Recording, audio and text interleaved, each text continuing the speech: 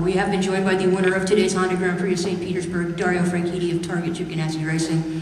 It's the 27th win of Dario's IndyCar career, tying him with Johnny Rutherford for 10th on the all-time list.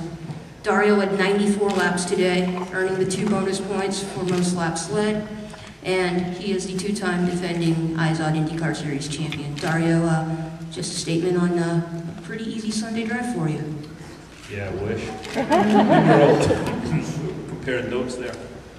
How tired we were after the race. The first race is always tough, and the amount of grip we had there, especially with the Firestone Reds, and just trying to be inch perfect and push as hard as possible.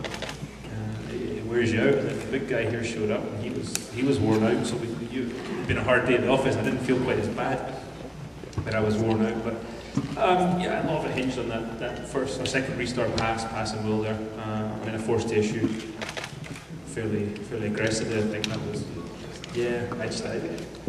I was going for it, and then that's what we have to do, I think. And yeah, the target car was pretty good all day, both on reds and blacks. And once I got a gap, I was able to kind of control it, not abuse the tires too badly. And I wanted to save something for the end, just in case there was the last 3 lap to go restart or something. So I was just trying to keep something in reserve. But a great day for the Target team, and my little used up buddy here who's past his best, past his prime. He did a great job. It was not bad for an old used up guy. Not paying attention, not respecting each other, not just being crazy and going for gaps that aren't there. Which one is it? We've got to figure that out, and then we can change it. I do like. I think for passing, this later restart thing is a good thing. Having that restart zone, I think that's good for passing. Like at Indy though, if you're leading, you're going to be a sit duck. But yeah, for a third or second at Indy, the last restart would be good. But so I like the fact that the guys in this series are trying stuff. I think it's good that they're listening to the fans, they're modifying the show, and some things are going to work and some things aren't. We just got to figure out, can we adjust this, or is it not workable? And that's conversations I'm sure they're having them right now, because nobody wants to see half the field taken out in some of these accidents. Nate Ryan, USA Today. It seems as if a lot of the talk in the preseason was about this entertainment versus competition thing, and we saw play out today that maybe there are unintended consequences when you make rule changes based on what fans allegedly want. What happens now? Are you hopeful that fans will voice their opinion and change their mind, and maybe Randy, who's already shown the proclivity for changing rules, might change this one? I think, Nate, it should be clear on that. Team owners wanted it too. I think it was more the team owners as well. The team owners they wield a pretty big stick, and they said they wanted it. So there's probably a few of them sitting there scratching their heads just now, looking at bills for lots and lots of carbon fiber. Why did I ever think of that? But yeah, as I say, there's got to be some combination of what we're trying to do can work. But again, I don't know. It's better to ask the guys that were sort of third row back, I think. Yeah, and it's not a matter of blaming the fans or blaming anybody. We're trying something different to be able to make the show better. And it could be a success, and it could. The fans had a voice, but like Dario said, the owners and some people. But then we go out and we try. It's like a test day when you have a new bit in the car. You don't know if it's going to work. We had said in the drivers' meeting today that we need to sit down after this race and talk about it. I think, the fans want it, the owners want it, but do we really want to see 6 cars taken out in the first lap? And then, taking chances of people, maybe not. So maybe we got to fine-tune, to make a rule and then have it work right away. It's quite hard, and everybody needs to think about it really hard, and all we're doing is to make the show better. But one point, just sitting here thinking about it, most of the cars were taken out on the original start, right? It wasn't a restart. It was a start. It was a start, a NASCAR style. We're not NASCAR. That was the problem. We can't hit each other. We can't bump each other. And when you start cars nose to tail that way, there's so many cars in a short space. mean, someone only has a brake. But Dario is right. I mean, the biggest accident happened on the start. Because after that, actually, yellows kept happening, but it wasn't because of the start. People kept, and we got it together. I just think we've got to take, as drivers, take some of the blame there for what happened, and not just say, oh, we've ultimately in control of these cars. But again, I wasn't back there, so I can't comment. But it was a start. Last year, you were on the pole, right?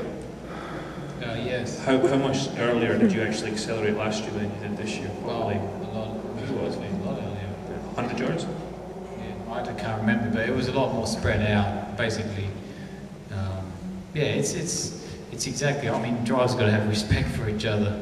You just got to back off a little.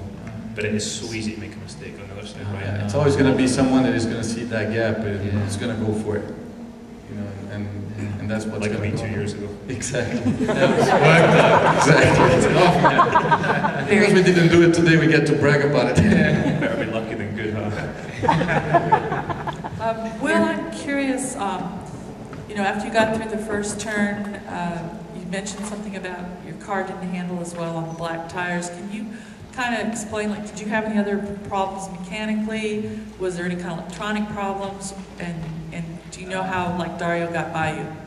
Yeah, the problem was I couldn't adjust my brake bars. It was jammed, and I kept locking rears, and just my car wasn't as good on black. Simple as that. I mean, Dario's car was, Dario himself and his car was just quick on blacks. I think I could have held with him on reds, but I couldn't hang with him. He's just too fast. Dario, tell me about your pass well around the outside of turn 1 and then also kind of outside of turn 2 that narrowed down pretty quickly, looked a little scary. Yeah, it was, I knew if I could get alongside through the apex of 1, I would be on the inside for 2, and it was up to Will to kind of, he had the decision to make. Yeah, we were, the tires were cold and stuff, and we were both going in there pretty hard. Neither of us wanted to give, but that was the thing, to get alongside him on the outside of turn 1, to get on the inside for 2, and then I could, I managed to make that pass stick. But like I said it after the race, that's somebody asked about motivation for this year, and that maybe answers the question of how badly I still want to win races and championships and all that stuff. And when you get to do moves like that and they come off, it's a buzz, and you get to win. When you have a day like today with the way the target team just was like clockwork, pit stops, the car was great, and I didn't make any mistakes. It was a few and far between, so you got to enjoy them when they happen. Dario, Jim Tomlin, St. Petersburg Times. The Ganassi bunch, Dixon's been runner-up here a couple times. The Ganassi bunch has been close several times.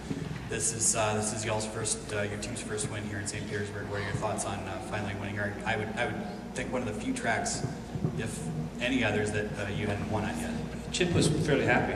He said that that's the first time we've won here, and I remember Scott when Tony and I were teammates. I remember Scott being in position to win a couple of times, and one thing or another happened, and I found myself in a similar situation 2 or 3 years in a row that we were in a position to win the race, and something would go wrong. So it all came right today.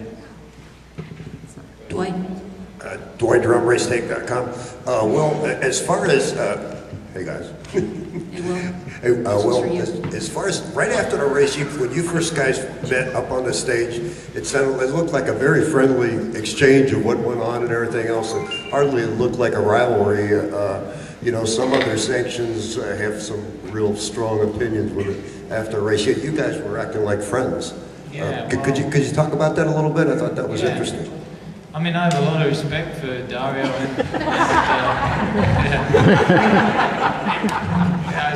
have a lot of respect for these guys. Dario, he's just he's like clockwork. He never makes mistakes, and he's good, hard, and fair. Are you hearing that, Mom? She congratulated me today. It was when we race clean and hard, I enjoy racing with Dario. He's not going to bloody, stick a wheel under you or anything, but he'll push you to the the edge. So yeah, I mean, it's a good ride. We race hard on the track and friendly off the track. I think that's the best way to put it. Our rivalry is on the track, and occasionally it spills over to here. We've all had it, but we try and keep it on the track. And you don't get situations like we had today with moves like that if you want to beat each other. You saw some of the stuff, some of the passes that are made. Those you don't have those unless there's that competition and that will to win. But we keep that on the track most of the time. Bruce Martin, SI.com. Tony, talk a little bit about the battle at the end with Simona. I mean, she was really hounding you pretty good, and it seemed like a really clean fight. I was. I mean, I had the black tires. I had chosen to put the pressure on Will in the middle of the race, so that's the only way I could keep up with him.